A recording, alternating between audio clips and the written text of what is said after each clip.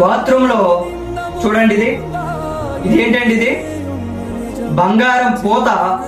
Bathroom లో సవరకి అయితేనేమి, taps కి అయితేనేమి, కుళాయిలకి ప్రతి ఒక్కదానికి కూడా బంగారం పూతతో కూడుకున్న కుళాయిలు ఇవి.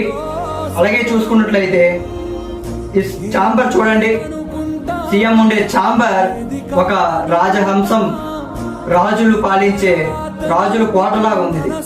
ఇదే ప్రజాధనంతో అభివృద్ధి చేసే బాత్రూమ్ అండి ఇది. చూస్తే ఎంత చూస్తున్నారా? పేదవాడి బాత్రూమ్ ఇదండి.